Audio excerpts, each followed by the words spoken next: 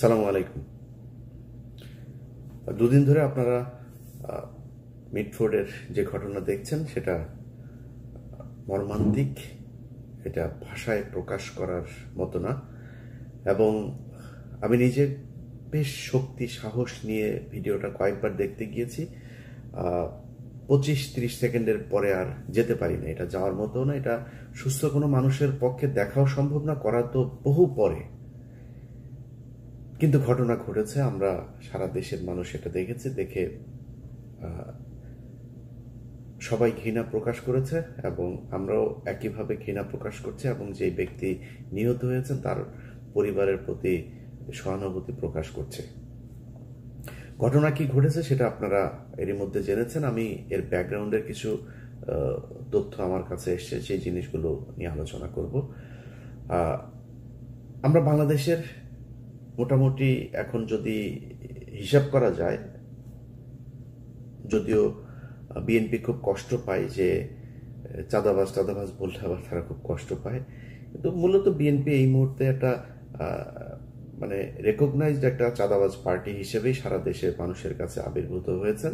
এটা অস্বীকার করার কোনো কারণ নেই। যদি অস্বীকার করে পিনাকি আর ইলিয়াসকে, কনক সরকারকে গালাগালি করেন, আপনার ড্যামেজ হবে, এই যে এইভাবে হইতে থাকবে ড্যামেজ। যা আলোচনা হচ্ছে সেটা আমলে নেন। শেখ হাসিনার মতো যদি নাকি ঘাট তারামো করে তারপরে কথাবার্তা বলেন, তাহলে আপনাদের পোষ্য কিছু এখন নতুন সাংবাদিক, ইউটিউবার, টিকটকার কিছু বের হয়েছে, আপনাদেরকে এখন ভীষণ রকমের ওন করে বিএনপিকে। তারাই মনে হয় বিএনপিকে গেল 15 বছর ধরে মানে আজকের এই জায়গায় ক্ষমতায় আনার জন্য সবকিছু করেছে। তারা বাঁচাইতে পারবে না। চাঁদাবাজি হচ্ছে, সারা দেশে হচ্ছে, লক্ষ লক্ষ, কয়েক লক্ষ মানুষ বাংলাদেশে এই মুহূর্তে চাঁদা দেয়। কিন্তু যে মানুষগুলো চাঁদা দেন, আমার এই ভিডিওটা যারা দেখবেন, আপনাদের কাছে একটা কোশ্চেন করি। আচ্ছা বলেন তো, বিএনপির একজন কর্মী, একজন নেতা আপনার দোকানে গেল, যাওয়ার পরে আপনাকে বলা এই বেটা চাঁদা দে, এতদিন আওয়ামী লীগকে দিয়েছিস এখন আমাকে দে। চাঁদা দিচ্ছে না, আপনারা ধরে নিয়ে আসলো, দোকানের সামনে নিয়ে গেল, নিয়ে যেয়ে আপনাকে কিছুক্ষণ পেটালো, পিটায় তারপরে আপনারা অর্ধমৃত অবস্থায় রাস্তায় পড়ে আছেন, সেখানে আবার পাথর দিয়ে আপনার বুকের মধ্যে জোরে জোরে মারছে। আপনার মৃত্যু পর্যন্ত এভাবে পাথর দিয়ে মারতে থাকলো। একটু চিন্তা করেন তো, এটা কি কোথাও কি ঘটেছে এরকম ঘটনা? এটা কি সম্ভব? আপনি একটু চোখ বন্ধ করে কল্পনা করেন, আপনার দোকান থেকে ওই বিএনপির যেই নেতা, এলাকার যুব দলের, ছাত্র দলের সভাপতি, সেক্রেটারি বা তার লোক যারা এসে চাঁদা নেয়, চিন্তা করেন একটু চোখ বন্ধ করে যে সেই লোকটা আসলো আমার এরকম। এটা কি সম্ভব? কখনো প্রশ্নই আসে না। এর আগে আরেকটা ঘটনা ঘটেছে ঠিক এই একই রকম। ঢাকা বিশ্ববিদ্যালয়ে একটা ছেলেকে সে কিছুটা আপনার শুনেছে যে বুদ্ধি প্রতিবন্ধী টাইপের, তার ধরে আনলো, ভাত খাওয়ালো, ভিডিও দেখলাম আমরা সেটা। কিছুক্ষণ পরে আবার সে নাই। 2টা ভিডিওই ছড়িয়ে পড়লো, একদম স্যাড মিউজিক। একটা ভিডিও আমার মনে আছে, ওই ভিডিওটা প্রথম যেখান থেকে এসছে, যে আইডি থেকে, যে মোবাইল থেকে, তিনি স্যাড মিউজিক দিয়ে তারপরে সেটা ছেড়েছেন। ওই স্যাড মিউজিকটা আর ওই অডিওটা থেকে সরানো যায়নি, যেখানে ওইটাই সব জায়গায় চলেছে। এখন আমার একটু বলেন, ভাত খাইয়ে তারপরে সাথে সাথে একটা মানুষকে, ঢাকা বিশ্ববিদ্যালয়ের মতো এরকম একটা জায়গার এই ছোট ছোট বাচ্চারা, এরা একটা মানুষকে মেরে ফেলবে, এটা আপনার বিশ্বাসযোগ্য? মনে করেন একটা মার্ডার সম্ভব, একটা যেভাবে চাঁদাবাজি নিয়েও, চাঁদা না দেওয়ার কারণেও এই দেশে মানুষ খুন হয়েছে, এরকম ঘটে। তো একটা জিনিস বলেন তো, একটা মানুষকে যেইভাবে সে মারল, এটা কি সম্ভব কোনোভাবে? এটা কিভাবে মারলো? আপনাদের মনে আছে 5 তারিখের আগে ওই যে শমী কায়সারের যেই 6 নম্বর স্বামীটা আছে আপনার, মোহাম্মদ আলী আরাফাত, সে একটা কথা বলেছিল যে স্টুডেন্টদেরকে নাকি ড্রাগ করা হয়েছে। এই ড্রাগ, এটা কিন্তু কথাটা মিথ্যা বলেছে, কিন্তু এটা কিন্তু একটা ভীষণ রকমের ঘটে এই ঘটনা। ড্রাগ করে কি করে? একটা মানুষ যখন খুন করতে যায়, সে মদ খেয়ে তাকে দিয়ে খুন করায়। আমি এরকম অনেক খুনিদের ইন্টারভিউ নিয়েছি, অনেক কাজ করতে গিয়ে তাদেরকে দেখেছি, সিরিয়াল কিলারকে দেখেছি। তারা তাদের বক্তব্য দিয়ে, লোক তো আপনি সুস্থ থাকেন কিভাবে? যেমন একটা মার্ডার হয়েছিল আপনার সাংবাদিক আফতাব ভাই, সাংবাদিক আফতাব উনি মারা যাওয়ার পরে ওনার খুনিদের ইন্টারভিউ নিয়েছিলাম আমি, ধরার অভিযানেও ছিলাম আমি র্যাবের সাথে। তো ওদের জিজ্ঞেস যে আপনি মারার পরে সারা রাত ঘুমাইলেন কীভাবে? বলতেছে গাঁজা খাইছি, গাঁজা খাই ঘুমাইছি। তো এই হয়েছে অবস্থা। এখন এই বিষয়গুলোতে যেটা হয়, কোনো না কোনো একটা পক্ষ তাদেরকে ডাইরেক্ট করেছে। এই পরিকল্পনা আমি যেটা মনে করি, বিচার বিভাগ তদন্ত কমিশন যদি গঠন করা হয়, নিরপেক্ষ যদি তদন্ত হয়, এখন তো জাজদেরকেও ক্যান্টনমেন্ট থেকে ফোন দিয়ে থ্রেট করা, জামিন বাতিল করা হয়, স্টে অর্ডার দেওয়া হয়। যদি নিরপেক্ষ আসলেই করতে দেওয়া হয় এবং ইউনূস সরকার যদি এটা নিশ্চিত করতে পারে, আমি গ্যারান্টি দিয়ে বলে রাখলাম, এই খুনের ঘটনার পেছনে ডিজিএফআই তাদেরকে অনেক দিন ধরে প্যাট্রোনাইজ করেছেন এবং তাকে যারা এই ঘটনার সাথে ছিল তাদের জিজ্ঞাসাবাদ করেন। এদেরকে সে হয়তো জানে না যে এটা যে আর্মির লোক বা ডিজিএফআইয়ের লোক, সে শুধু জানে কোনো একজন মানুষ তাকে এটার ব্যাপারে পরামর্শ দিয়েছে এবং এমন কোনো মেডিসিন তাকে দেওয়া হয়েছিল যে মেডিসিন খেয়ে তারপরে সে ওখানে গিয়েছিল। এই ছাড়া কোনোদিন এই ধরনের ঘটনা ঘটানো কোনোভাবেই সম্ভব না। আজকে পাথর চাপা দিয়ে চাঁদা না দেওয়ার জন্য মেরে ফেলা আর সেই দিনের ঘটনা, এই দুইটা ঘটনা একই সুতোয় গাঁথা। এর বাইরেও আরো অনেক ঘটনা ঘটেছে। কয়দিন পরপর ধর্ষণের বন্যা বয়ে যাচ্ছে, কয়দিন পরপর ছিনতাইয়ের বন্যা বয়ে যাচ্ছে। এই ঘটনা দুইটার সাথে মেলালে কি দাঁড়ায় সেটা নিয়ে আমার আজকের আলোচনা। এই ফকিন্নির বাচ্চাদের ডিশের ব্যবসা, ময়লার ব্যবসা, তারপরে এই ভাঙ্গি টাঙ্গি দোকানপাট, তারপরে ফুটপাতের, এগুলো কার পক্ষে থাকবে, কে কোন এলাকার নিয়ন্ত্রণে থাকবে, এটা নিয়ে ফকিন্নির বাচ্চাদের যুদ্ধ হয়, কামড়াকামড়ি হয়। তো এই কুকুরের ছানাদের যে কামড়াকামড়ি, সেই কামড়াকামড়ির একটা ফসল হচ্ছে এটা।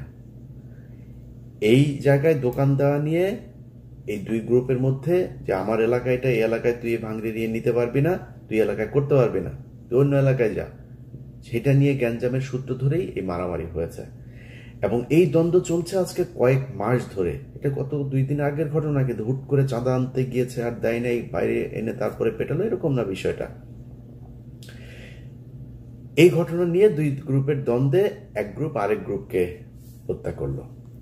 আচ্ছা, এবার আমাকে বলেন, যদি নিউজটা এরকম আসতো পত্রিকাতে যে চাঁদাবাজি কেন্দ্র করে বা এলাকার আধিপত্য বিস্তারকে কেন্দ্র করে যুব দলের দুই দলের সংঘর্ষে বা এক দলের ইয়েতে আরেক দল মৃত্যু হত্যাকাণ্ডের শিকার হয়েছে, এই ধরনের করেও যদি নিউজটা আসতো, যেভাবে এটাকে ছড়ানো গেছে, যেভাবে এটাকে দিয়ে মানুষকে গেলানো গিয়েছে, এইভাবে আসতো না। তখন কিন্তু দুই পক্ষকেই ঘৃণা জানাইতো, এটা নিয়ে হাসাহাসি হইতো, এটা নিয়ে অনেক আলোচনা হইতো, সব ঠিক আছে, একই রকম হইতো, কারণ হত্যাকাণ্ডটা তো ভয়ঙ্কর, যেভাবে মারা হয়েছে এটা কোনো সভ্য মানুষের পক্ষে সম্ভব না। এবার একটা পয়েন্টে আসেন। প্রথম হচ্ছে, ভিডিওটা করলো কে, ভিডিওটা ছড়ালো কে, তারপরে গণমাধ্যমকে খবরটা কে দিল যে মিটফোর্ডে চাঁদা আনতে গিয়ে চাঁদা না দেয় ব্যবসায়ীকে হত্যা করা হলো, এই নিউজ কে দিল? আমি আপনাকে গ্যারান্টি দিলাম, এটা নিয়ে বিচার বিভাগীয় তদন্ত করেন এবং ঢাকা বিশ্ববিদ্যালয়ে যে ছেলেটা মারা গিয়েছিল, এই দুইটা নিয়ে বিচার বিভাগীয় তদন্ত করেন, কমিটি গঠন করেন। আমি গ্যারান্টি দিলাম দুইটাতে ওয়াকার হবে প্রথম আসামি, কারণ এই দুই ঘটনার সাথেই গোয়েন্দা সংস্থা জড়িত। আমার আজকের ভিডিও বিএনপিকে বাঁচানোর জন্য না বা কোনো অপরাধীকে বাঁচানোর জন্য না। আমি আগেই বলে নিয়েছি যে বিএনপি ব্যাপক চাঁদাবাজি করছে সারা দেশে, কিন্তু একটা জিনিস বিএনপিকে বুঝাইতে পারি নাই, যে 5 তারিখের পর থেকে আমরা কিছু যুদ্ধ করছিলাম, সেই যুদ্ধ এখনো চলছে। আমি কিছুটা ঠান্ডা, এখন অনেক স্বার্থপর হয়ে গিয়েছে, আত্মকেন্দ্রিক হয়েছে, নিজে একটু শান্তিতে থাকতে চাই। বাংলা এডিশন নামে একটা পত্রিকা চালু করেছে, 16 তারিখ থেকে সেটার যাত্রা শুরু করবে ইনশাল্লাহ। আমার এই পত্রিকায় বিজ্ঞাপন আসবে, পত্রিকার ইউটিউব ফেসবুক চ্যানেলের ইনকাম আসবে, ওগুলো নিয়ে নিজের ইউটিউব চ্যানেল আছে, তাইরে নাইরে নিয়ে দেওয়া চলবে, এইভাবে চালায় যাব। আমার দরকার নাই তো এত দেশপ্রেমিক সাজার।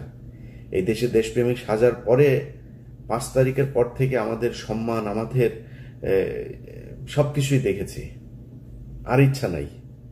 তারপরেও এটা তো ছাড়তে পারবো না, কারণ দেশ তো আমার, এ কারণে কিছু কিছু বিষয় নিয়ে করবো, কিন্তু ওই জায়গাতে আর থাকবো না ভাই। যার যেমনি মনে চায় লুটে পুটে খা, জনগণ শাস্তি দিয়ে দিবে। আমরা 5 তারিখ থেকে যে বিষয়টা বলছিলাম, কয়েকটা জায়গা। 1 নম্বর হচ্ছে বিডিআর পিলখানা হত্যাকাণ্ড।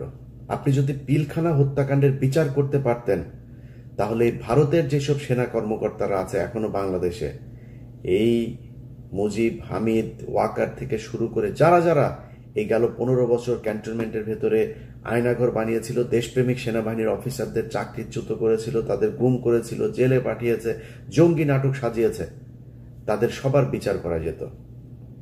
আপনারা সেখানে যান নাই। আমরা বলেছি গণমাধ্যম থেকে আওয়ামী দালালদেরকে সরাইতে। আনিস আলমগীরের মতো দালাল, সে এখন পর্যন্ত বাংলাদেশে কলাম লেখে, বাংলাদেশে সে জীবিত আছে, এটা আমাকে প্রচন্ড রকমের আশ্চর্য করে। আপনি গণমাধ্যমের প্রতিটা জায়গায়, আমি RTVর কথা যদি বলি, এই চ্যানেলে ইনডিমনিটি নামে একটা নাটক তৈরি করা হয়েছিল, সেখানে জিয়াউর রহমানকে একদম পাকিস্তানের এজেন্ট, প্রচন্ড দেশদ্রোহী, দেশবিরোধী, লোভী একজন অফিসার হিসাবে সেখানে দাঁড় করানো হয়েছে। সেটা কে দাঁড় করিয়েছে? RTVর CEO আশিকুর রহমান। তো এই ব্যক্তি আপনার, তার বিরুদ্ধে নিউজ করেছি, তার অফিসে বেলায়েত নামে একজন আছে, আরো কয়েকজন আছে, সবাইকে নিয়ে একদম নাম ধরে ধরে আপনার সেখানে নিউজ করা হয়েছে। আতিকা রহমান, আরো কয়েকজনের ব্যাপারে করা হয়েছে। করার পরে সেখানে AKM ওয়াহিদুজ্জামান নামে এক বাটপার আছে, বিএনপির বাটপার। এই বিএনপির বাটপার গিয়ে সেখানে তাকে বসাইলো, বিএনপি বসিয়েছে তাকে সেখানে। বসানোর পরে সে RTVর 5% শেয়ার নিল, নিয়ে আওয়ামী লীগের লোকজন যারা আছে তাদের কাছ থেকেও কিছু টাকা পয়সা নিয়ে এখন আমেরিকায় বসে আছে। সে RTV চালায়, আমেরিকায় বসে বসে RTV চালায়। আরে ভাই, আমি দেশের কোনো দায়িত্ব নিলে আমি দেশে যাব? আমি তো দেশের দায়িত্ব নেই। সব আওয়ামী লীগের লোকজন রে ওইখানে বসে RTV চালাচ্ছে। একইভাবে বসুন্ধরার দায়িত্ব নিয়েছে কাদের গনি, তার কাছ থেকে বহুদিন ধরে বলছে এই অফিস এদেরকে আপনি সরান। আমরা সরাসরি এসব নিয়ে সোশ্যাল মিডিয়াতে বলেছি, কাউকে সরানো হয়নি। নাজরিন মুন্নি এখন পর্যন্ত টক শো করে। ডিবিসির আরেকটা আছে, ওই যেটা কিনা মজুমদার, জুয়েল, ইকবাল, সুবানদের খাট গরম করে মহিলাটা, সুন্দরী আপা, ডিবিসির কি ওই টক শোটা করে, একটারও সরানো হয় নাই। 71 টেলিভিশনের মঈন মিজান থেকে শুরু করে বেশ কয়েকজন আছে, তারা এখনো পর্যন্ত ওই যে মোজাম্মেল বাবু, শাকিলা, কি ফারজানা রূপা, শাকিল আহমেদ, এদের জেলখানার সব সুযোগ সুবিধা সব এরা নিশ্চিত করে। কোন জায়গা থেকে তাদের সরানো, ইভেন ভাই শুধু এই 2 জায়গা না, এর বাইরেও বহু জায়গা আছে, কোনো জায়গায় কোনো ধরনের হাত দেওয়া হয় নাই। আমরা সেগুলো নিয়ে কথা বলেছি। তাদের কাছে মনে হয়েছে যে এগুলো মনে আমাদের ব্যক্তিগত কারণে মনে হয় বলছে। ভাই, পাগল বানায় ফেলবে বিএনপির নেতা নেত্রী যা যা আছেন, সব ন্যাংটা হয়ে কাপড় টাপড় খুলে তারপরে রাস্তায় দৌড়াবেন। সাংবাদিকদের তো চিনেন না, এরা গত 15 বছর শেখ হাসিনাকে ক্ষমতায় রেখেছে। এক দেশের বাইরে ভাগ্যক্রমে কয়েকজন মানুষ ছিলাম, অল্প অল্প কিছু, আমরা যা জানি যে সেটা 10%, 5% হবে। 95% এই দেশের মানুষ এখনো জানতে পারে না কি হয়েছে। যদি আপনি জুলাইয়ের ঘটনাও বলেন, সবাই তো ছিল, কেউ কিছু বলেছে নাকি? পুরো একটা দেশের শত শত হাজার হাজার গণমাধ্যম ব্ল্যাক আউট করে দেওয়া হয়েছিল। কোনো গণমাধ্যম থেকে কোনো নিউজ পেয়েছেন? আজ পর্যন্ত পান নাই। ওখানকার এক্সক্লুসিভ অনেক কিছু থাকার কথা, সেগুলো কোথায়? নাই।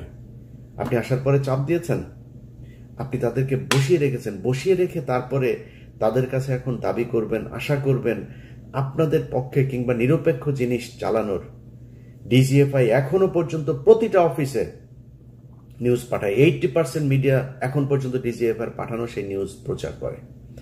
আমাদের ফেসবুক পোস্ট, এই যে কয়দিন আগে এক মেজর নুরুল হক নামে এক বদমাইশ আছে, তার ব্যাচমেট থেকে শুরু করে কাজের বুয়া পর্যন্ত তার কাছে প্রেগনেন্ট হয়েছে।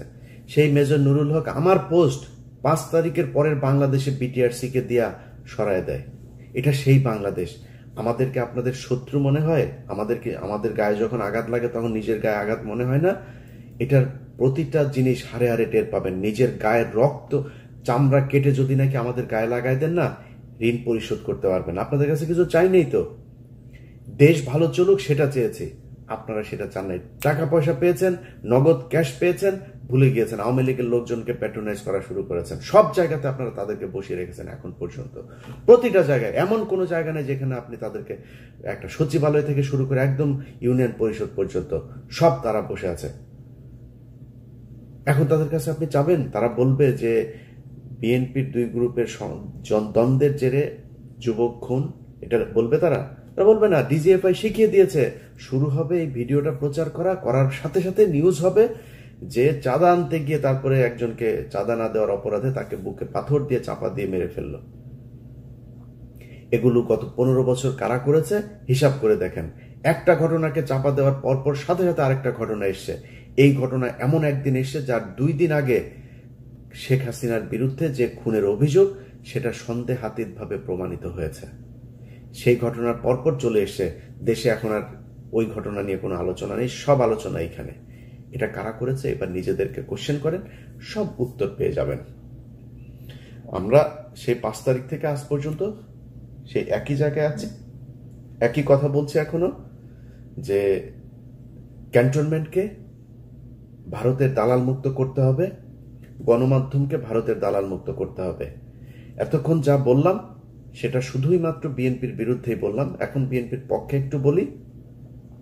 ভাই, বাংলাদেশের মানুষ, আপনাদেরকে বুঝতে হবে 2001 থেকে 2005 সাল পর্যন্ত এই দেশে খালেদা জিয়াকে জঙ্গি নেত্রী বানানোর জন্য 21শে আগস্ট,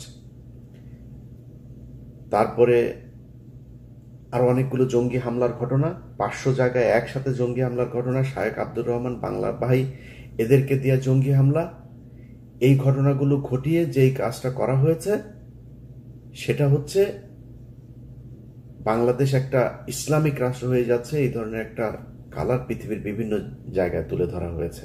তুলে ধরে তারপরে খালেদা জিয়া এবং বিএনপিকে এমন একটা জায়গায় নিয়ে যাওয়া হচ্ছে 15 বছর আন্তর্জাতিক কোনো সমর্থন তারা পায় নাই। এটা কেন করা হয়েছিল? এটা করার একমাত্র উদ্দেশ্য হচ্ছে ভারতকে বাংলাদেশের নিয়ন্ত্রণে যাতে নিতে পারে, এই জন্য ভারত এই কাজগুলো করেছে।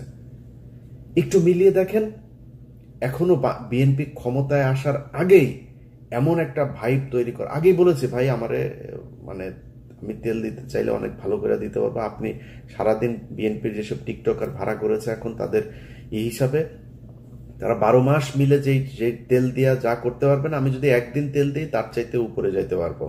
আল্লাহর রহমতে ওইটুকু গ্রহণযোগ্যতা আল্লাহ তৈরি করেছেন। কিন্তু আমি ওইটার জন্য বলছি না যে বিএনপি চাঁদাবাজি। আগেই বলে নিয়েছি বিএনপি ব্যাপক চাঁদাবাজি করছে, সারা দেশে চাঁদাবাজি করছে।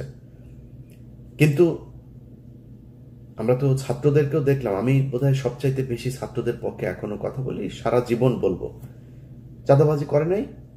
ছাত্রদের নাম দিয়া যায় তারপরে বিভিন্ন জায়গায় গিয়ে চাঁদাবাজি করেছে। সমন্বয়করা এখনো ধরা পড়ছে বিভিন্ন জায়গায়, হচ্ছে এগুলি সব ঠিক আছে। কিন্তু গত এই যে 10 মাস 11 মাস হলো একটা মানুষ গুম হয় নাই, মানুষ কথা বলতে পারে, যা ইচ্ছা তাই বলতে পারে, কোনো সাংবাদিককে দেশ ছাড়া হইতে হয় নাই। যারা কিনা শেখ হাসিনার মানে একদম 5 আটা গোলামি করেছে, ক্রাইমের সাথে যুক্ত হয়েছে, তাদের বিচারের আওতায় আনা হয়েছে। অনেকে এখনো বিচারের আওতায় আসে নাই, কিন্তু 99% সাংবাদিক এখনো বাংলাদেশে আছে, কাজ করছে, তাদেরকেও কিছু বলে নাই। অথচ আমাদের এই গত 10 মাসের যে সরকার এবং বিএনপিকে এমন ভাবে মঞ্চস্থ করা হচ্ছে, মনে হচ্ছে ওই যে ওরা এখন বলে এগুলি শেখ হাসিনার সরকারকে এখন দরকার, শেখ হাসিনাই ভালো ছিল, আগেই ভালো ছিল। এই ভাইব ঠিক করার জন্য এই ওয়াকার বাংলাদেশে এই অবস্থা তৈরি করছে। আওয়ামী লীগ নেই, বিএনপিকে আপনি এরকম করবেন, দেশ চালাবে কে? জরুরি শাসন দরকার। That's what Walker wants. এখন এটা যদি আপনি এইভাবে চান যে এইভাবে যাবে, তাহলে এইভাবে হবে। আর যদি না চান, মনে করেন যে না আসলেই ভালো দল চালাইতে চান, নিজের চাঁদাবাজদেরকে শায়েস্তা করেন, চাঁদাবাজি করলে তাকে সাথে সাথে আপনার বিএনপিতে দল তৈরি করেন, আরেকটা আলাদা দল তৈরি করেন, এরা চাঁদাবাজ বিরুদ্ধে কাজ করবে। নাহলে পরিস্থিতি সামাল দিতে পারবে না। ক্ষমতায় যাওয়ার আগেই ক্ষমতা হারাতে হবে। মানুষ এখন অনেক সচেতন, আপনার এগুলো মানুষ দেখছে। ডিজিএফআই এই সুযোগটা পেয়েছে কেন? কারণ আপনার ওখানে চাঁদাবাজি হয়, এই জন্য ভিতরে ঢুকে এই কাজ করানোর সুযোগ পেয়েছে, না হলে তো পারতো না। এগুলো ঠিক করতে হবে। আমি মনে করি যে দেশের সার্বিক পরিস্থিতির জন্য বিএনপির একটা, তারেক রহমান, খালেদা জিয়া সহ একটা উপরের একটা পর্যায় পর্যন্ত তো আছে, তারা এখনো পর্যন্ত চাঁদাবাজি হলেই তাদের বহিষ্কার করছেন। বিভিন্ন বিষয়ে তাদের শেখ হাসিনার চাইতে অন্তত অনেক ভালো চিন্তা চেতনা আছে দেশকে নিয়ে। সেই জায়গাগুলোর কারণেও আমার মনে হয় এই দেশের রাজনীতিতে বিএনপি একটা প্রচন্ড রকমের গত 15 বছরে নির্যাতিত একটা দল। সো তাদের একদম লাথি মেরে সরিয়ে দিয়ে তারপরে এই দেশ গঠন করা যাবে, এটা মনে করারও কোনো কারণ নাই। অতএব আপনাদেরকে মাথায় রাখতে হবে যে ঢালাওভাবে আমরা যখন কথাবার্তা বলবো, সেগুলো না বলে এই দেশকে কিভাবে গড়া যায়, সামনের দিকে নিয়ে যাওয়া যায়, সেটা চিন্তা করা। বিএনপিকে এখনো এই ক্যান্টনমেন্টের মতো করে যারা কথা বলে, সালাউদ্দিন সহ যেসব লোকজন, সালাউদ্দিনের প্রতিটা কথা শুনলে মনে হয় বিজেপির আদিন্যনাথ সে মনে হয় কথা বলছে, দিলীপ কুমার বোধহয় কথা বলছে। সালাউদ্দিনের কথা শুনলে এরকম মনে হয়। সো এই জিনিস যদি নাকি সরাইতে না পারেন দল থেকে, দলের জন্য ভয়ঙ্কর বিপদ আছে। যেসব ছাগলের 3 নাম্বার বাচ্চারা আমরা কথা বললে, বিএনপিকে নিয়ে সমালোচনা করলে, তারপরে ওদের নেতাদের কথাবার্তা শুনে আমাদের বিরুদ্ধে বিক্ষোভ মিছিল করে, ঝাড়ু মিছিল, জুতা মিছিল বের করে। ওটা ছাগলের বাচ্চা। তোর বাপেরা তো, তোদের বাপেদের বেশিরভাগই সমস্যা হয় নাই। গত 15 বছর ভালোই ছিল, তারা দেশে ছিল, 2-3 দিন জেলখানায় গিয়েও, আবার সোনারগাঁ হোটেলে গিয়েও থেকেছে। জেলখানায় থাকার কথা বলে সোনারগাঁ হোটেলে ছিল রাতে, এরকম নেতাও চিনি তোদের। তোদের এই বাপ, ফখরুল বাপ 5 স্টার হোটেলে ছিল। তোদের এরকম অনেক বাপ আছে। তোদের গয়েশ্বর বাপ ঢুকার একদিক দিয়ে ঢুকে, আরেক দিক দিয়ে পিজি হাসপাতালে গিয়া ভিআইপি ক্যাবিনে ঢুকে। এগুলো আমরা জানি। এইসব ঘটনা টটনা আমাদের শোনাইতে শোনা। সমস্যা হবে তোমাদের। পেদায় পাশার চামড়া লাল করে দিবে এবার। যা শুরু হয়েছে, এগুলো যদি কন্ট্রোল করতে না পারো, সামনের ভবিষ্যৎ ভয়ঙ্কর। আমরা গত 5 বছর যেভাবে আওয়ামী লীগের বিরুদ্ধে যে যুদ্ধ করেছি, ওই যুদ্ধে আর নামতে পারবো না। অনেক হয়েছে ভাই, নিজের পরিবারের অনেক ক্ষতি করেছি, আর না, ওই জায়গায় আর যাব না। আপনারা বাংলাদেশের মানুষ, আমার গত 5 তারিখের পর থেকে 3 মাস যদি বাদ দিই, গত 6 মাসের কথা যদি বলি, ভাই প্রকাশ্যে স্বীকার করছি, আমি সবসময় প্রকাশ্যে বলে আজকেও বলছি, আমার ইলিয়াসের মধ্যে অনেক পরিবর্তন। এবং বাংলাদেশের মানুষ কিন্তু বোধাই না, কিন্তু আমার এই কার্যক্রম দেখে অনেকে বুঝেন যে আমি অনেক পরিবর্তন হয়। অনেক মানুষ প্রতিদিন, এমন কোনো দিন নাই যে ডজন খানেক অন্তত বিএনপির বিভিন্ন চাঁদাবাজির অডিও ভিডিও এগুলো আসে না। চালাই না। কেন চালাই না জানেন? কারণ চালাই আমি বিএনপির সাথে ওই আগের মতো অবস্থায় যাব না। আমার সমস্যা তো ইন্ডিয়া নিয়ে। বিএনপিকে এখন পর্যন্ত অ্যাজ এ হোল দল হিসাবে আমি দেখি নাই যে তারা ভারতের সাথে সেইভাবে যাবেও না, কোনোদিনও যাবে না বিএনপি, আশা করি।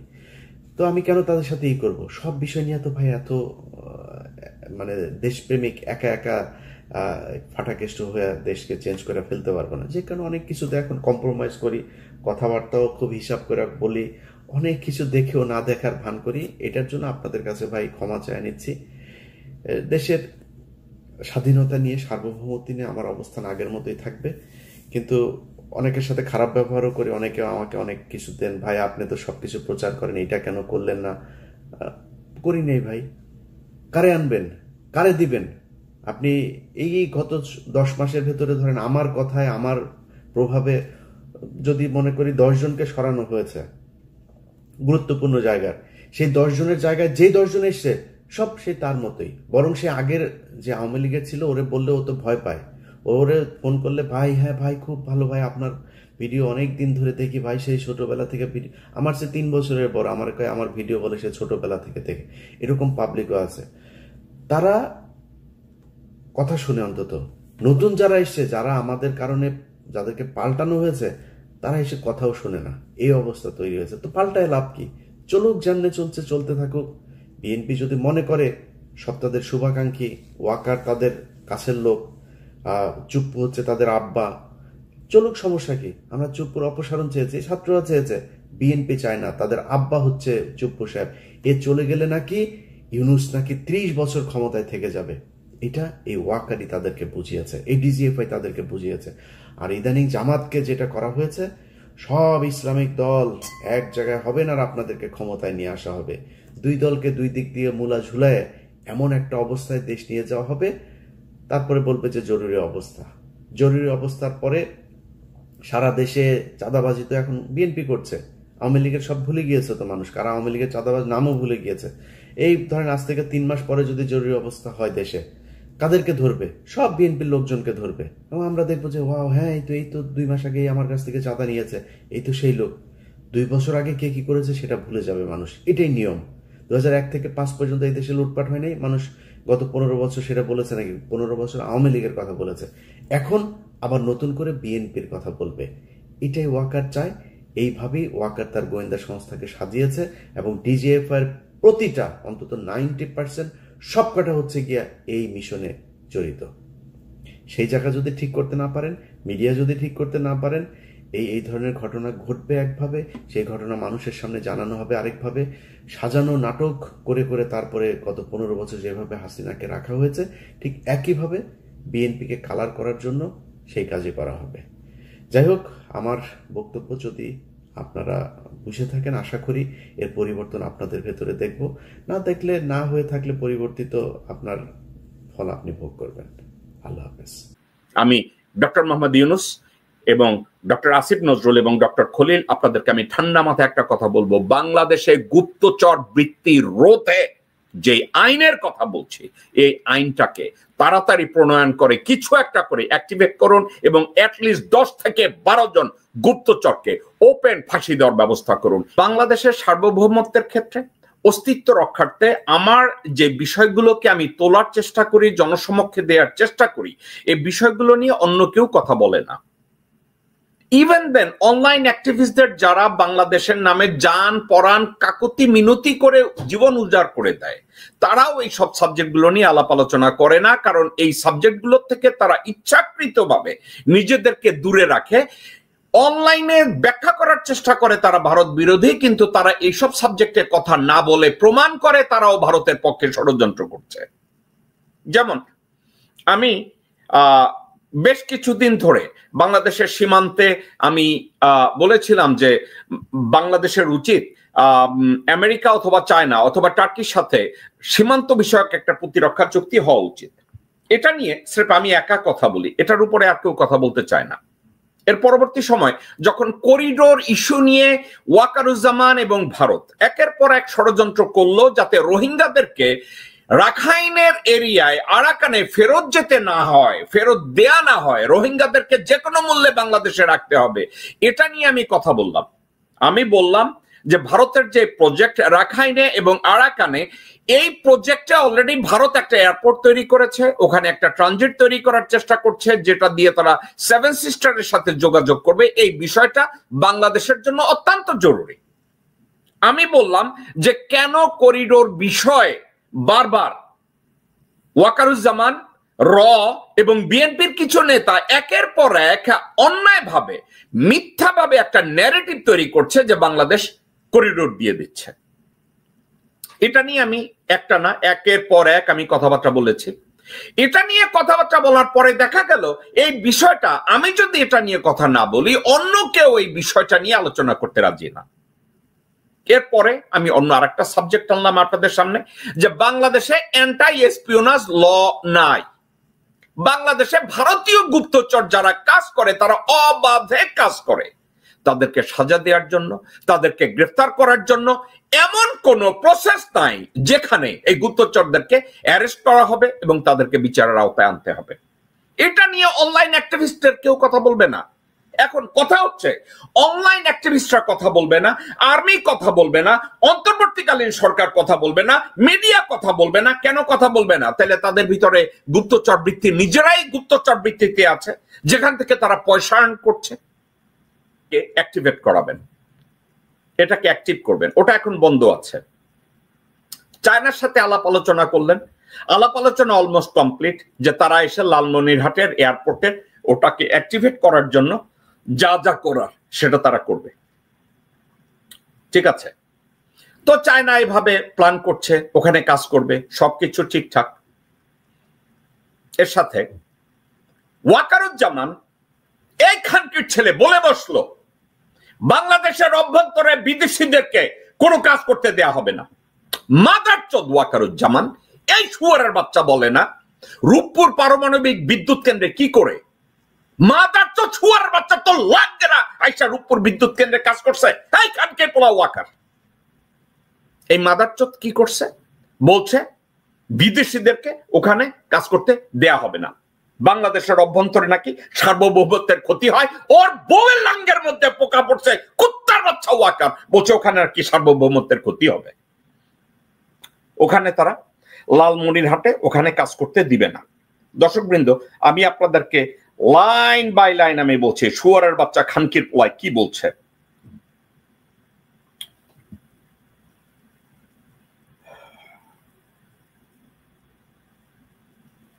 ওকে, আপনাদেরকে বললে আপনারা অবাক হবেন।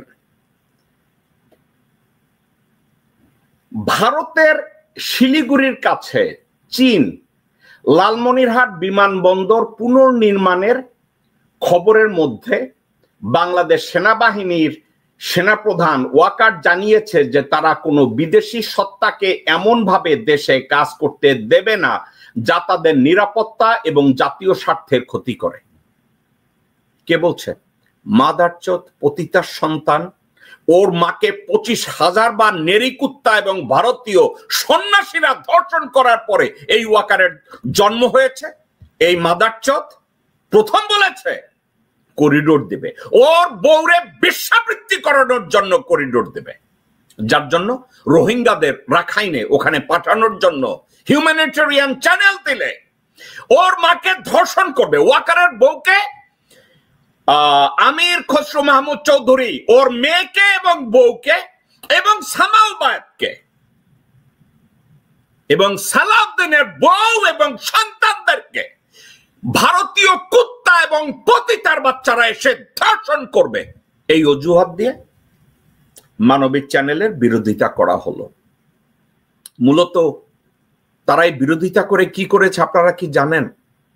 রোহিঙ্গাদেরকে যাতে ফেরত দেয়া না হয়, রোহিঙ্গাদেরকে যেন বাংলাদেশে স্থায়ী করে ভারতের কালাদান প্রজেক্ট রাখাইনে এবং আরাকানে ওটার জন্য কমপ্লিট করতে দেওয়া হয়।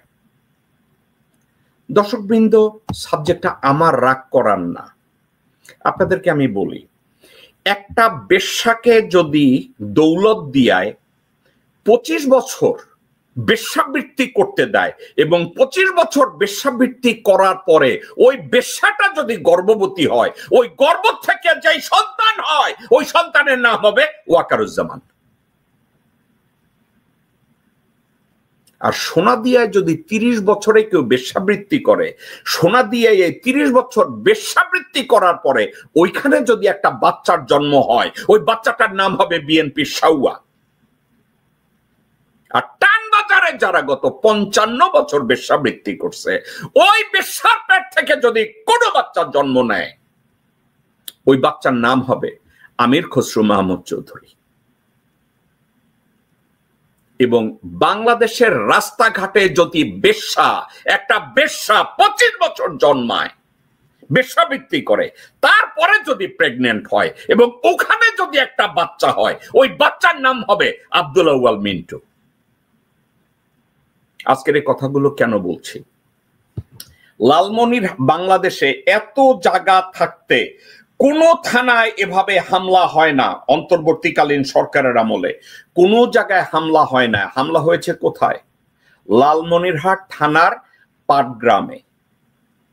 ওয়াকার এবং একত্র করে ষড়যন্ত্র করেছে যে লালমনিরহাট জেলাকে অস্থিতিশীল পরিস্থিতি তৈরি করতে হবে, এমন অস্থিতিশীল পরিস্থিতি তৈরি করবে যাতে করে বিদেশি চাইনিজরা বা কেউ এসে ওখানে কোনো প্রজেক্টে কাজ করতে না পারে।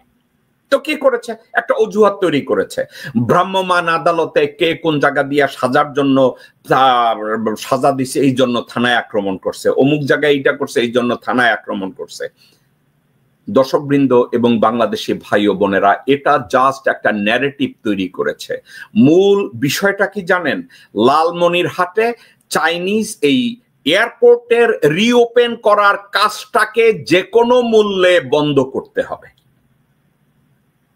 এখন আপনারা খবরের কাগজে পড়েছেন পাটগ্রাম এবং হাতীভাঙ্গায় এ ধরনের আক্রমণ হয়েছে, এটা বোধহয় নর্মাল না। দর্শকবৃন্দ, আপনাদেরকে একের পর এক আমি সত্য কথাগুলো যখন বলি হারিয়ে যায়। আপনারা নিজেদের ছবি সামাজিক মিডিয়ায় দেন, কিন্তু এগুলো নিয়ে আপনারা শেয়ার করেন না, এগুলো নিয়ে আপনারা আলোচনা করেন না। এখন ওই বিষয়টা নিয়ে আমি বলি। ওয়াকারুজ্জামান বলেছে বিদেশি সত্তাকে এমন ভাবে দেশে কাজ করতে দেবে না যা তাদের নিরাপত্তা এবং জাতীয় স্বার্থের ক্ষতি করে। রংপুর বিভাগের অন্তর্গত লালমনিরহাট বিমান ঘাঁটিতে ভারতীয় সীমান্ত থেকে 20 কিলোমিটার দূরে অবস্থিত এবং কৌশলগত শিলিগুড়ি করিডোরের খুব কাছে অবস্থিত। মূলত 1931 সালে নির্মিত দ্বিতীয় বিশ্বযুদ্ধের সময় মিত্র বাহিনীর দ্বারা ব্যবহৃত একটি সামরিক বিমান ঘাঁটি। এটি বাংলাদেশ বিমান বাহিনীর দ্বারা পরিচালিত হয়। চীন যদি পুনর্নির্মাণ করে তবে এটি গোয়েন্দা তথ্য সংগ্রহ এবং সরবরাহ সহায়তার জন্য ব্যবহার করা যেতে পারে। বিমানবন্দরটি জাতীয়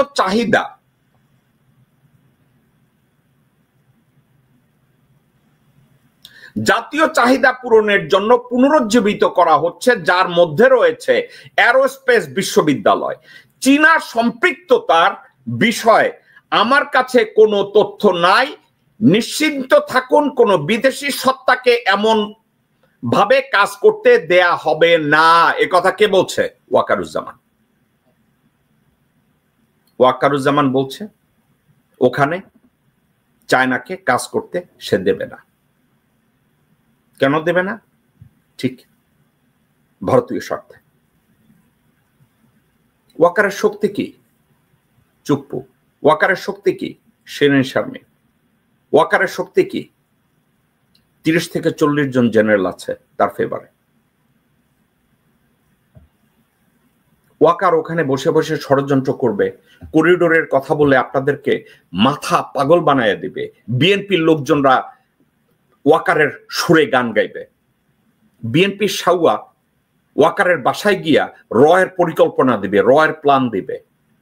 আবার এই সালাউদ্দিনের ষড়যন্ত্রে বিএনপির লোকজনদেরকে সামনে রেখে রয়ের লোকজনরা, ভারতের রয়ের লোকজনরা সেনাবাহিনীর ওই লোকজনদের সহায়তায়, সেনাবাহিনী বলতে আমি সেনাবাহিনী না, ওয়াকারুজ্জামানের সহায়তায় পাটগ্রামে অ্যাটাক হচ্ছে, হাতীভাঙ্গায় অ্যাটাক হচ্ছে, লালমনিরহাট সদরে অ্যাটাক হচ্ছে, বিভিন্ন জায়গায় অ্যাটাক হচ্ছে। লালমনিরহাটকে অস্থিতিশীল করতে হবে একটা কারণে, ওখানে যেন কোনো অবস্থাতে ওই লালমনিরহাট এয়ারপোর্টকে রিওপেন করা না হয়, ওখানে যেন কোনো কাজ করতে দেয়া না হয়। তো দর্শকবৃন্দ, রোহিঙ্গাদের প্রত্যাবর্তনের বিষয়ে ডক্টর খলিল এবং ডক্টর মোহাম্মদ ইউনূস এবং অ্যান্তনিও গুতেরেসের যে পরিকল্পনা যে রাখাইনে রোহিঙ্গাদেরকে ফেরত দেওয়া হবে, এ ব্যাপারে ওয়াকার কি সফল হচ্ছে? ভারতের যেখানে একটা ইনভেস্ট করেছে কালাদান প্রজেক্টে, যেখানে যেটা দ্বারা তারা তৈরি করেছে, ওখানে একটা লজিস্টিক সেন্টার তারা তৈরি করবে, সেনানিবাস তৈরি করবে, ওখানে তারা যেই চেইন তৈরি করছে যাতে 7 সিস্টারের সাথে সরাসরি তারা যোগাযোগ করতে পারে। এজন্য রোহিঙ্গাদেরকে বাংলাদেশে স্থায়ী করার জন্য যত প্রকার ষড়যন্ত্র, এই ষড়যন্ত্রের সাথে ওয়াকার আছে, ওয়াকারের সাথে আরো 20-30 জন জেনারেল আছে, তারা একত্রে এই কাজগুলো করছে। এই ষড়যন্ত্রের কথা একের পর এক আমি আপনাদের সামনে প্রকাশ করছি। আজকের আমি লালমনিরহাট এয়ারপোর্টে যাতে চায়নার এই প্রজেক্ট ফেল করে, চায়নার এই প্রজেক্ট যেন ভবিষ্যতে সামনে না এগোয়। আপনি কি জানেন ভারতের পত্রপত্রিকা ওয়াকার বন্দনায় ব্যস্ত?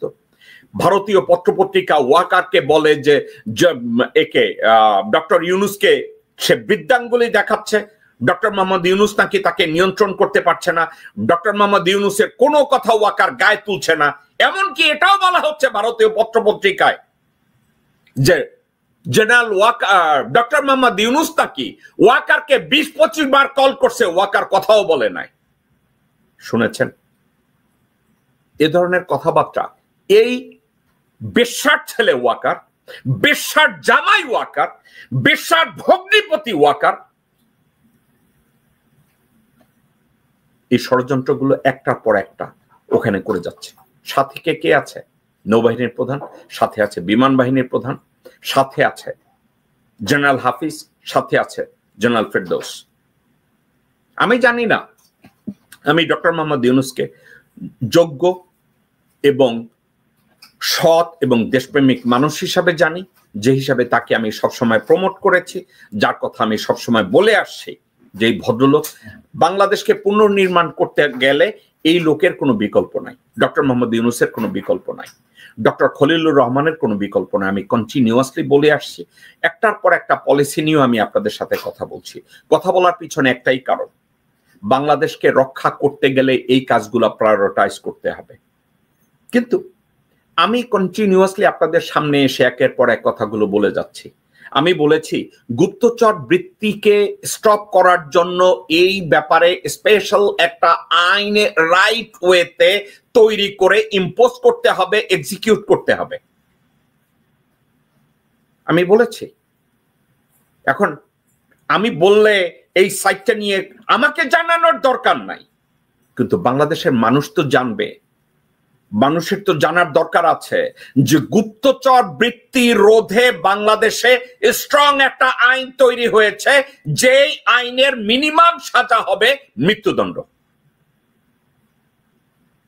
এ ধরনের একটা আইন তৈরি করে গুপ্তচর বৃত্তিকে থামাতে হবে, কারণ বাংলাদেশের প্রতিটা ঘরে ঘরে এখন গুপ্তচররা বসে আছে। আমি সেনাবাহিনীকে বলবো গুপ্তচর বৃত্তি আইন করতে, তারা করবে না, কারণ তাদের ভিতরে গুপ্তচররা রয়েছে। ডিজিএফআই হেডকোয়ার্টারে রয়্যাল লোকজনরা বসে আছে। বিএনপির লোকজনদেরকে বলবো গুপ্তচর বৃত্তি আইন প্রবর্তন করো, তাদেরকে বলবো যে এটা তৈরি করো। কারা গুপ্তচর বৃত্তি আইন তৈরি করবে? যেখানে সালাউদ্দিন গুপ্তচর বৃত্তিতে জড়িত, গোরখদ কাব্বাস জড়িত, আব্দুল্লাহ আল মিন্টু জড়িত, আমির খসরু মাহমুদ জড়িত, সামা ওবায়দ জড়িত, রুমিন ফারহানা জড়িত, ইকবাল হোসেন টুকু জড়িত, আসলাম চৌধুরী জড়িত, বিএনপির ম্যাক্সিমাম নেতারা যেখানে গুপ্তচর বৃত্তিতে জড়িত, তাদেরকে আমি বলবো আপনারা একটা আইন তৈরি করেন ভারতীয় গুপ্তচর বৃত্তি থামানোর জন্য। আর আপনার মনে হয় তারা একটা গুপ্তচর বৃত্তি আইন করবে? ডক্টর মোহাম্মদ ইউনূসের অন্তর্বর্তীকালীন সরকারে অনেকগুলো উপদেষ্টা বসে আছে, তাদের ভিতরে বেশ কয়েকজন আছে গুপ্তচর বৃত্তিতে তারা বেতন পায়। তাদের ভিতরে এমন কিছু লোকজন আছে যারা গুপ্তচর বৃত্তিতে তারা জড়িত। কোথায়? তাদেরকে কেন এখনো ধরা হচ্ছে না? তাদেরকে অ্যারেস্ট করার কি কোনো প্ল্যান বা কোনো কিছু হচ্ছে? আমি ডক্টর মোহাম্মদ ইউনূস এবং ডক্টর খলিলকে বলছিলাম, ইদার আপনারা ঠিকমতো দায়িত্ব পালন করেন, আর যদি দায়িত্ব পালনে ব্যর্থ হন বিশাল একটা প্রেস কনফারেন্স করে বলেন অমুক অমুক অমুক এই কাজগুলো করছে না বা কাজ করতে দিচ্ছে না।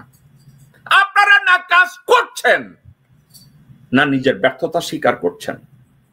মধ্যে থেকে কাদেরকে আপনারা হোস্টেস বানাচ্ছেন? 20 কোটি জনগণকে। 20 কোটি জনগণ হোস্টেজ হয়ে বসে আছে। আপনারা গুপ্তচর বৃত্তির উপরে কোনো আইন করছেন না। করিডোরের সাবজেক্টে আপনাদেরকে সমালোচনা করেছে এই 30, আমি বলেছিলাম 25 বছর একটা বেশ্যা যদি বেশ্যাবৃত্তি করে, 25 বছর বেশ্যাবৃত্তি করার পরে ওই বেশ্যা যদি গর্ভবতী হয়, ওই গর্ভের থেকে বেরিয়ে আসে ওয়াকারুজ্জামান। এবং 10 বছর কোন বেশ্যা যদি বেশ্যাবৃত্তি করে এবং বেশ্যাবৃত্তির পরে সে যদি বাইরে আইসা বলে আমি কাউকে বিয়া করব, তাহলে তার জামাই হবে ওয়াকারুজ্জামান। রোহিঙ্গাদেরকে ফেরত না দেওয়ার জন্য যে ষড়যন্ত্র ওয়াকার করেছে, সেই ষড়যন্ত্রে এই করিডোরকে, এই হিউম্যানিটেরিয়ান চ্যানেলটাকে করিডোর বানানো হয়েছে। করিডোরের ষড়যন্ত্রে আপনারা সবাই বুঝে ফেলেছেন ইউনূস করিডোর দিয়েছে, জাতীয় স্বার্থে এটা দেওয়া যাবে না, সার্বভৌমত্ব রক্ষার্থে এটা দেওয়া যাবে না। কিন্তু বেশ্যার ছেলে ওয়াকারকে কেউ জিজ্ঞাসা করে নাই যে বেশ্যার ছেলে ভারতকে ট্রানজিট দিয়েছিস, একটার পর একটা rail transit, air transit, port transit, mother চোদ, তুই তোর বউরে পর্যন্ত ট্রানজিট দিছিস, তোর বউয়ের কাপড়ের তল পর্যন্ত তুই ট্রানজিট দিছিস, তখন তোর বাজে নাই। কিন্তু রোহিঙ্গাদের ফেরত দেবে, এই ক্ষেত্রে একটা হিউম্যানিটেরিয়ান চ্যানেল তৈরি করবে রোহিঙ্গাদের ফেরত দেওয়ার জন্য, এখানে তোর বাধা হয়ে গেল। আজকে লালমনিরহাটে তারা, আপনারা কি জানেন ভারত অলরেডি কাউন্টার ত্রিপুরা এয়ারপোর্টের, মেঘালয়ের ওখানে ত্রিপুরায় ওখানে তাদের আরেকটা এয়ারপোর্ট তারা অ্যাক্টিভেট করছে কাউন্টার করার জন্য। আরে বেশ্যার ছেলে, বেশ্যার ছেলে, বেশ্যার হাজবেন্ড, বেশ্যার আত্মীয় ওয়াকার বলে লালমনিরহাটে কাজ করতে দেয়া হবে না। এখন পাটগ্রামে আজকের অ্যাটাক করে, হাতীবান্ধায় কালকের অ্যাটাক করে, পরশুদিন লালমনিরহাট এয়ারপোর্টের পাশে আগুন জ্বালাবে, বিএনপির লোকজনরা ওখানে আগুন মিছিল করবে, মশাল মিছিল করবে, ওয়াকার এটাকে সমর্থন দিবে। তাইলে আপনারা একটার পর একটা বলবেন ইউনূস বিচার করতে পারে না। আমাকে কে যেন বলছে ইউনূস বিচার করতে পারে না, ইউনূস ব্যর্থ হয়েছে বাংলাদেশ শাসন করতে, ইউনূস এই বিচার করতে পারে না, ইউনূস ওই বিচার করতে পারে না। আমি এটার জবাব একটা কথা বলছি, ওয়াকার ইনভেস্টিগেটরদের নিয়ন্ত্রণ করছে ওয়াকার, কারণ পুলিশের ম্যাজিস্ট্রেসি পাওয়ার তার কাছে, আর্মিকে ম্যাজিস্ট্রেসি পাওয়ার দেওয়া হয়েছে, ওয়াকার ওটা নিয়ন্ত্রণ করে। তদন্তের ক্ষেত্রে, ইনভেস্টিগেশনের ক্ষেত্রে, ইন্টেলিজেন্স ক্ষেত্রে ওয়াকার নিয়ন্ত্রণ করে। জুডিশিয়ারি ওয়াকার নিয়ন্ত্রণ করে। কেমনে নিয়ন্ত্রণ করে? জুডিশিয়ারি কেমনে ওয়াকার নিয়ন্ত্রণ করে আমার কাছে জানতে চান?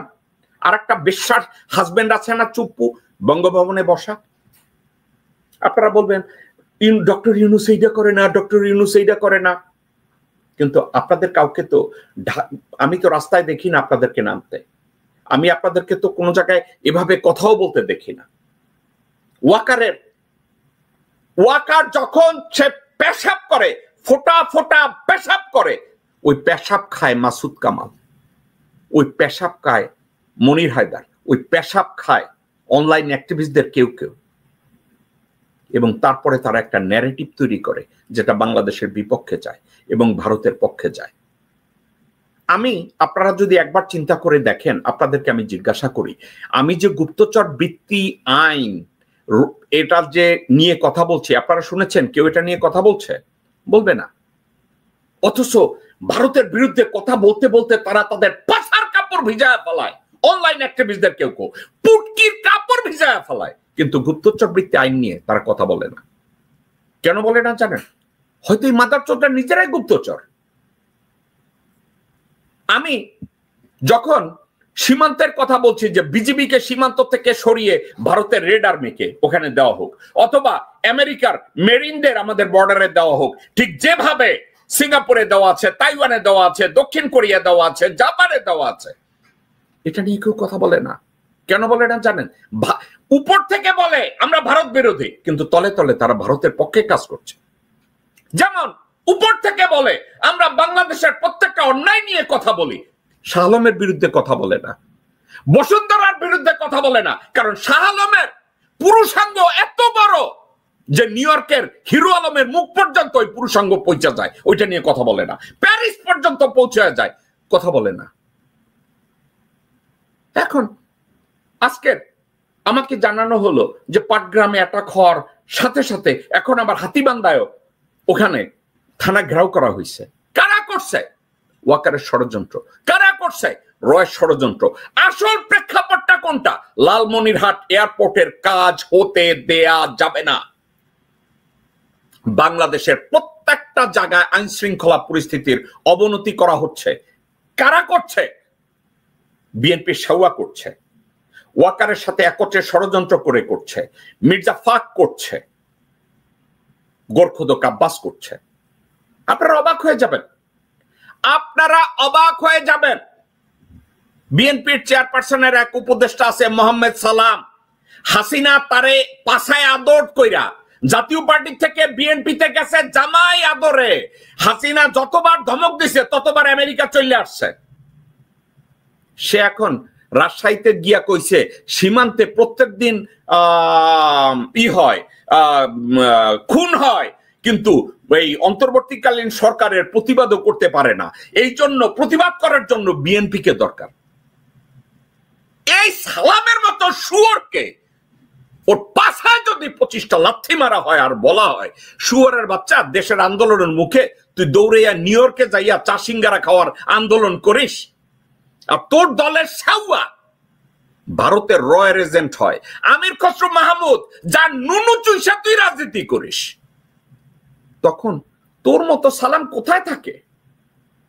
তুই আজকের বলিস বিএনপির এই জন্য নির্বাচিত করতে হবে, প্রতিবাদ করার জন্য, সীমান্ত হত্যার প্রতিবাদের জন্য। বলদের বাচ্চা বলদ।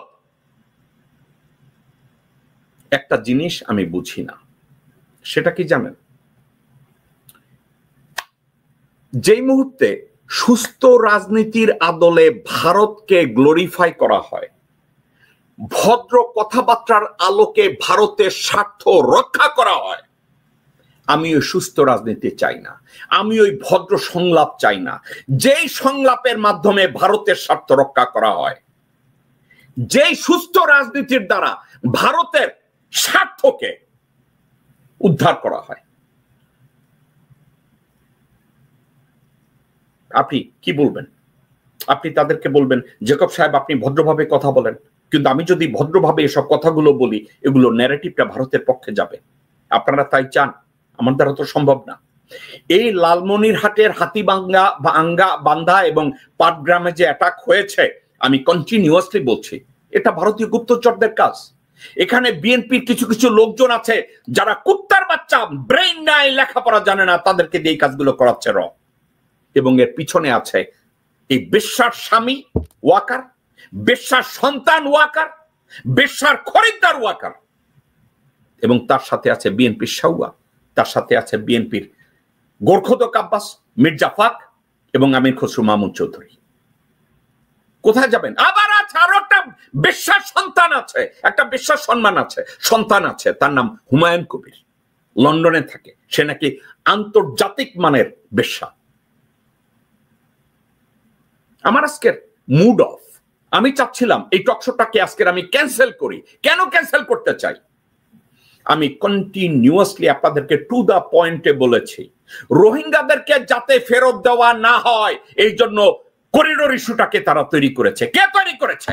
বেশ্যার স্বামী ওয়াকার, বেশ্যার বাবা ওয়াকার, বেশ্যার নাতি ওয়াকার করিডোর ইস্যুটা তৈরি করে রোহিঙ্গা প্রত্যাবর্তনটাকে স্লো করে দিয়েছে।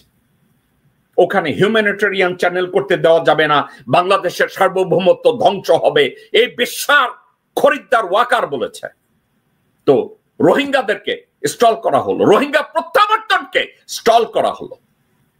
আর এখন লালমনিরহাটে বিমানবন্দর রিওপেনের জন্য, যেখানে ভারতীয় চায়নার একটা প্রজেক্ট বাংলাদেশের জাতীয় ক্ষেত্রে একটা ভূমিকা রাখবে, সেখানেও ওই প্রজেক্টটাকে বন্ধ করার জন্য আজকে পাটগ্রামে হামলা হয়, পাটগ্রাম থানায় হামলা হয়, কালকে হাতীবান্ধা থানায় হামলা হয়, এরপরের দিন লালমনিরহাটে দেখবেন আপনারা আগুন দাউ দাউ করে জ্বলছে এবং পাশে দাঁড়িয়ে হাততালি দেবে ওয়াকারুজ্জামান, এই বেশ্যার ছেলে। গোরখোদক আব্বাস, এই খানকির ছেলে, যখন বাইরে গিয়া ওর বেশ্যা স্ত্রী আফরোজাকে দিয়ে জাতীয়তাবাদী মহিলা দল চালায়, এটা তো জাতীয়তাবাদী মহিলা দল না, এটা জাতীয়তাবাদী বেশ্যা দল। ওই জাতীয়তাবাদী বেশ্যা দলের প্রেসিডেন্ট হলো আফরোজা আব্বাস, গোরখোদক আব্বাসের বউ। আবার আর এক বেটি আসছে রয়ের দালালি করতে, নিপুণ রায় চৌধুরী। যারা ভারতীয় হাইকমিশনে গিয়ে রাজেশ অগ্নিহোত্রীর কোলে বসে, এই নিপুণ রায় চৌধুরী, যাকে আপনারা রাস্তায় নমস্কার বলেন। আপনাদেরকে ঠান্ডা মাথায় বলি, এই নিপুণ রায় চৌধুরী রাজেশ অগ্নিহোত্রীর কোলে গিয়া বসে, কোলে গিয়ে বসে, ঠিক যেভাবে নডি ফারহানা বসে। আপনাদের কাছে খুব জনপ্রিয় নেত্রী, আপনারা তাদেরকে মাথায় তুলে গ্লোরিফাই করেন, রাইট? কই যাবেন? আমি কাদেরকে নিয়ে কথা বলবো? দর্শকবৃন্দ, মানুষ বলতে বলতে একসময় টায়ার্ড হয়ে যায়। আমাকে আপনারা বলেন, হ্যাঁ বিদেশে বসে কথা বলেন, দেশে আসেন। দেশে আসবো কিসের জন্য? আপনার বউরে পদানোর জন্য? বাংলাদেশের দেশপ্রেমে যদি কেউ থাকে, বিদেশে বসে আমি যেই কাজগুলো করতে পারছি, শুধু কথা না, আমি কংগ্রেস এবং সিনেটের যেই কাজগুলো করতে পারছি, যারা আমাকে বলে দেশে আসেন, তোর বাপ দাদা 14 গোষ্ঠী খানকির পোলারা তার ধারে কাছেও যাইতে পারবি না। আজকের কষ্ট নিয়ে বলি, যেই মুহূর্তে আমাকে জানানো হলো পাটগ্রামে অ্যাটাক হয়েছে, যেই মুহূর্তে জানানো হলো হাতীবান্ধায় অ্যাটাক হয়েছে, আমি বললাম যে ও মাই গড, লালমনিরহাটের এয়ারপোর্টটাকে ওপেন করতে দেয়া হবে না। ওয়াকার ওখানে এই আঙ্গুল পাছায় ঢুকায় দিয়েছে বাংলাদেশের, তাদের 2 আঙ্গুল আমাদের বাংলাদেশের পাছায় ঢুকায় দিছে। আমরা একের পর এক হাঁটতে থাকবো। ডক্টর মোহাম্মদ ইউনূস এবং doctor Khalil, if you can do it, do something. If you cannot do it, please call a press conference and share your failure and get the fuck out. এই বাল নিয়ে আর আমার কথা কইতে ইচ্ছা করে না। এই বাল নিয়ে যারা লেখাপড়া করছে, যাদের একটু আকল জ্ঞান আছে, যারা টোটাল সাবজেক্টটা বুঝে, তারা জানে ষড়যন্ত্র কোথায়, তারা জানে কোথায় কি নিয়ে ষড়যন্ত্র হচ্ছে। আপনারা মনে করেন না এটা কোনো বিচ্ছিন্ন ঘটনা, পাটগ্রাম থানায় অ্যাটাক হয়েছে, হাতীবান্ধা থানায় অ্যাটাক হয়েছে, এটা কোনো বিচ্ছিন্ন ঘটনা না, এটা সত্যি কথা। লালমনিরহাটকে অস্থিতিশীল করা হবে একটা কারণে, ওখানকার এয়ারপোর্টটা যেন খোলা না হয়। ওই এয়ারপোর্টে যেন চীনা কন্ট্রাক্টররা এসে ওটাকে অ্যাক্টিভেট করতে না পারে, ওটাকে রিওপেন করতে না পারে। বাংলাদেশের জাতীয় স্বার্থে ওটার জন্য রিওপেন না হয়, করতে দেয়া হবে না। ওয়াকার দ্বারায় বলবে বাংলাদেশের সার্বভৌমত্ব, ওর বউয়ের ভোদা আর ওই কুত্তার বাচ্চার মুখ ওই লালমনিরহাটের ওইখানে। দর্শকবৃন্দ, এটাই যদি হয় আমাদের দেশ, এটাই যদি হয় আমাদের দেশের সোনা প্রধান, বাংলাদেশের জুনিয়র অফিসার, সেনাবাহিনীর জুনিয়র অফিসার, নৌবাহিনী, বিমান বাহিনীর জুনিয়র অফিসার, আমি তোমাদের দৃষ্টি আকর্ষণ করে বলছি, আমি বলছি, আমার বলা হয়তো এক সময় থেমে যাবে। বাংলাদেশের অস্তিত্ব তখন থাকবে না। তখন তোমরা বইলো না যে তোমাদেরকে হুঁশিয়ার করা হয় না, বইলো না যে তোমাদেরকে হুঁশিয়ার করা হয় না, বইলো না যে রোহিঙ্গারা কেন ফেরত গেল না, এই মাদারচোদ ওয়াকারের জন্য। এইটা বইলো না রোহিঙ্গাদেরকে কেন তাড়ানো হয় নাই, এই মাদারচোদ বিএনপির সাউয়ার জন্য, বিএনপির আমির খসরু মাহমুদ চৌধুরীর জন্য, বিএনপির আব্দুল আউয়াল মিন্টুর জন্য, বিএনপির মোহাম্মদ সালামের জন্য, বিএনপির হুমায়ুন কবিরের জন্য। বইল না তোমরা সেনা নৌ বিমান বাহিনীর জুনিয়র অফিসাররা যে ভাই বা স্যার কেন হইল না লালমনিরহাট ওপেন? এই লোকগুলোর জন্য। বাংলাদেশ কোথায় যাবে, কেমন যাবে, আমাকে আপনি বলেন। আপনারা সবাই আমাকে বলেন জেকব ভাই ভদ্রভাবেও কথা বলা যায়, ভদ্রভাবেও কথা বলা যায়। ভদ্রভাবে কথা বললে পৃথিবীতে বিপ্লব আসে নাই। যেই মাদারসানরা আমাকে ভদ্রভাবে কথা বলতে বলে, আমি সারা জীবন ভদ্রভাবে কথা বলবো, ডানের পাতা পায়ে যাবে না। ভদ্রতার মুখোশ পরে যেই মাদারচোদরা আপনাদের সামনে কথা বলে, এই মাদারচোদরা আপনার বন্ধু না। ভদ্রতার বেশে আপনার সামনে বসে যারা দেশপ্রেমিক হয়ে কথা বলে, এই মাদারচোদরা আপনার শত্রু, আপনার সন্তানের শত্রু, আপনাদের পরবর্তী জেনারেশনের শত্রু। কথাটা আপনারা মনে রাখেন। দর্শকবৃন্দ, এই ছিল আমাদের শো। আগামীকালকের বাংলাদেশ সময় রাত 11টায় অন্য কোনো বিষয় নিয়ে আমি আপনাদের সামনে কথা বলবো। বাট আমি সত্যিকার অর্থে কনসিডার করছি আমার এই টকশো বন্ধ করে দিতে, কারণ আর ইচ্ছা করে না। কারণ বাংলাদেশের বর্তমান যে প্রেক্ষাপট, আপনারা ঘরে বসে থাকবেন, আপনারা মনে করবেন ফেসবুকে একটা স্ট্যাটাস দিলে সবকিছু অর্জন হয়ে যাবে। আজকের আমি এই মুহূর্তে নিউ ইয়র্কে নাই, আমি নিউ ইয়র্কের বাইরে। কেন এসেছি জানেন? দেশের জন্য কোনো জায়গায় হাত পা ধরে গিয়ে বিদেশি কাউকে কনভিন্স করা যায় কিনা। আজকের আমি আমেরিকায় থেকে কনভিন্সের জন্য ওয়াশিংটন ডিসিতে যেতে পারি, ভার্জিনিয়া যেতে পারি, আর্লিংটনে যেতে পারি। আমি বাংলাদেশে থাকলে কি করতাম? কারো বালে গাব দিতাম? যারা আমাকে বলেন দেশে আসেন, দেশে এসে আপনার বউয়ের আস্তাগফিরুল্লাহ।